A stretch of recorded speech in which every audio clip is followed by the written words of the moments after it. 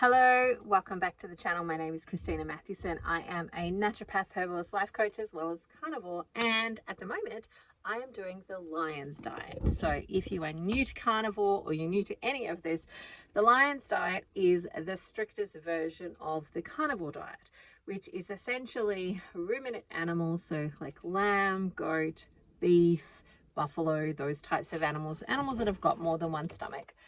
Salt and water. So that is what I have been eating for the last 9 days so far. So today is day 9 on my 30-day challenge of the Lion's Diet.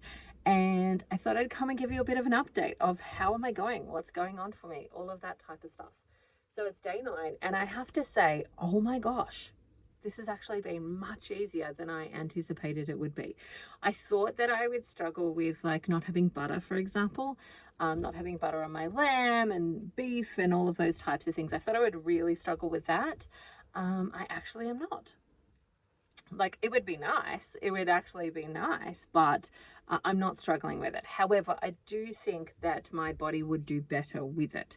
Now, I say that simply because I know that my body tends to do better with a higher fat percentage, which is a little bit harder to get to when you don't have butter. Like, butter makes it easy to get to that higher fat percentage. And so like it's a little bit harder in the sense that you've really just got to rely on lamb and beef fat and so on. And like the cuts that we have these days, like, if you worked at a butcher, you would know that like when it comes to things like even a T-bone steak, they cut a large portion of the fat off of that because most people don't want it, because they've been sold the fat is bad deal story, and they hold on to that. And so they're still in that space. So a lot of our meat doesn't have as much fat in it as I would like, or as my body would like. So it has meant that when I've looked at the ratios for the first week, and what I have done is I've been tracking my calories and looking at my fat and protein ratios, etc. And I can see that I generally am sitting around the 60. Sometimes if I'm eating a bit more lamb, then I might be sitting into that 70% fat ratio. And then the protein, of course, is the other portion of that 100%. And so when I'm seeing that, and I know my body tends to do it a little bit better. And what I mean by that is my blood glucose is more stable, like the numbers come down. And like it just tends to do some of those things a little bit better. However, I am holding out judgment because I'm only day 9, and it takes a little while for these things to kick in. And I talk about it with my groups. I talk about it as we live in the lag. So what we did yesterday, we are actually living in the results of that, rather than what I'm doing today. I'm not living in the results of my actions today until, a couple of days down the track. And I talk about it in terms of like, if, for example, I had an inflammatory response to, say, chicken, and I ate chicken today, it would take 4 months for the inflammatory mediators that eating that chicken caused to get out of my body. And so it takes time for results to come through and for things to actually happen and for the full implication of what you're doing to actually show up, which is why I usually will say to people, give it a go for 90 days. Like, really, you're not going to die of a heart attack in 90 days. Like, if you do, you are already going to die of a heart attack.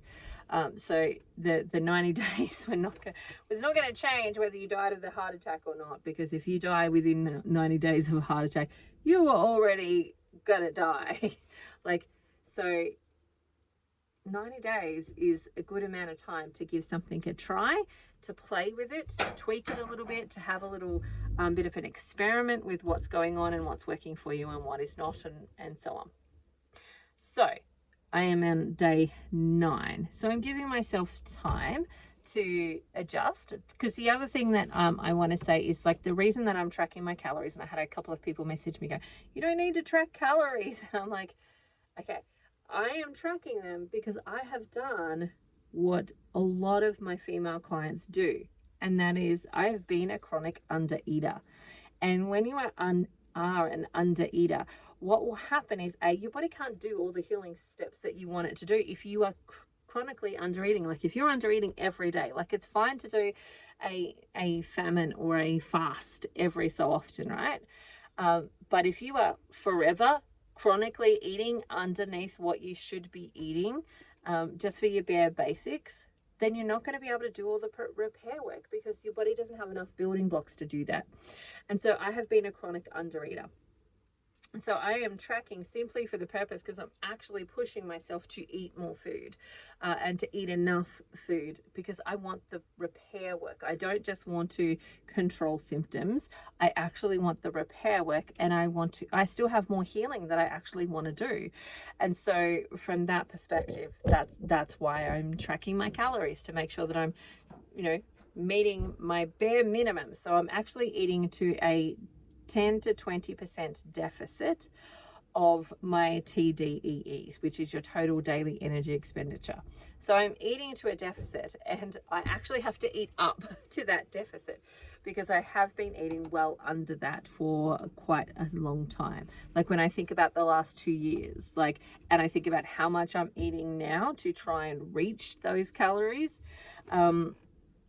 I have been under eating the whole time, and it's been through that desire. It's not been because I'm starving myself or anything like that. It's just I haven't actually felt hungry, and so at the moment I'm not necessarily feeling hungry, but I'm just eating because I know that I need to get some building blocks in order for my body to repair. So with that, it's really interesting that I've lost nearly 5 kilos in the last 9 days of eating way more food. So that's just a little bit of an interesting note there.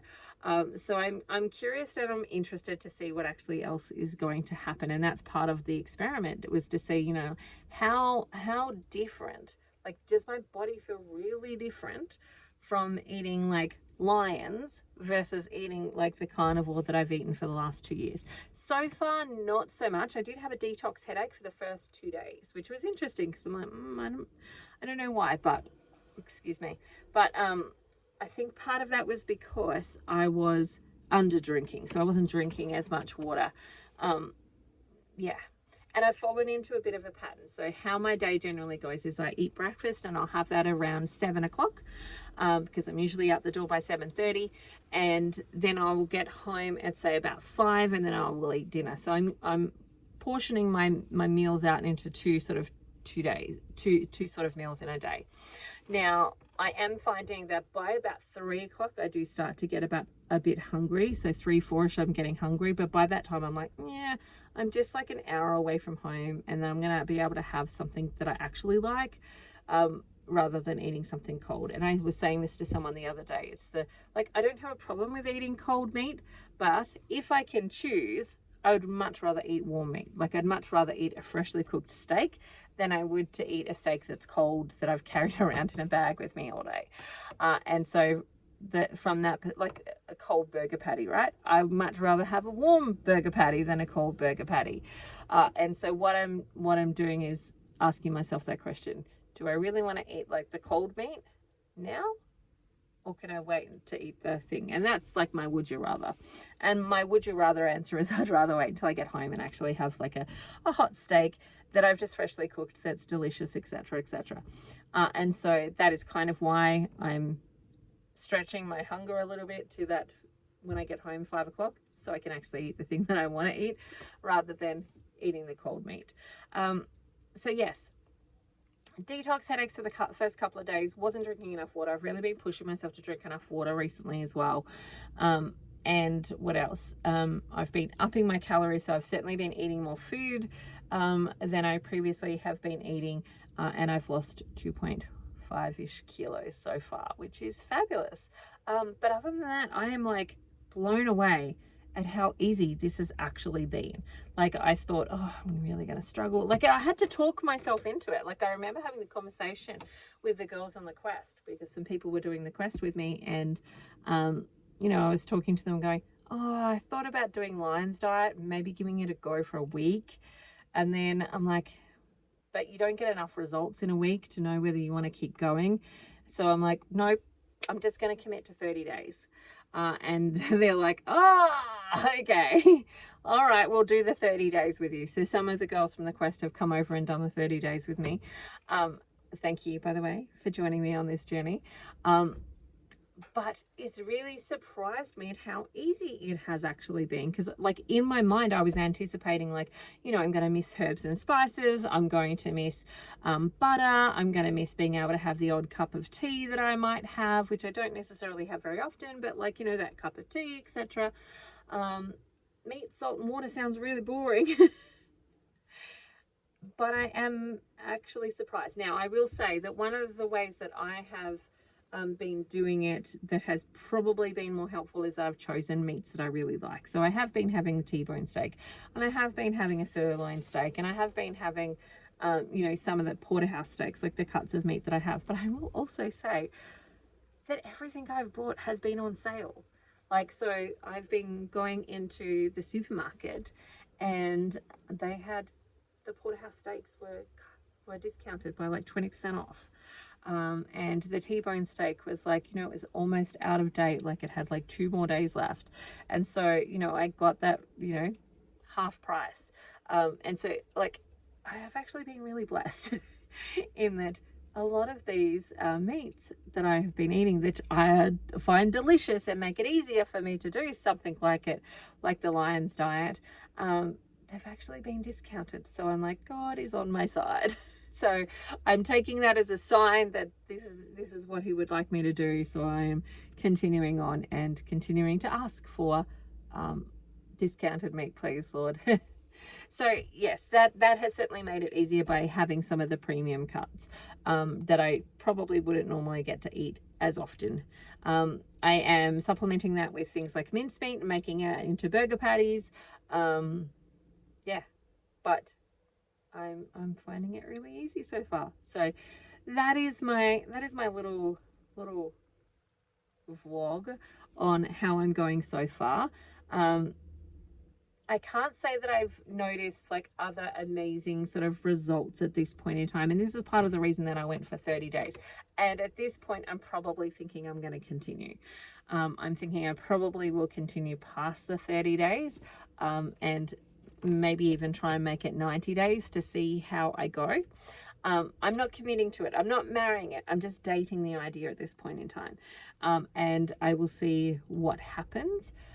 But so far, so good. I'm in a really good rhythm.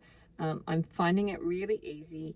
And I look forward to seeing what might be some of the longer term results that are around the corner.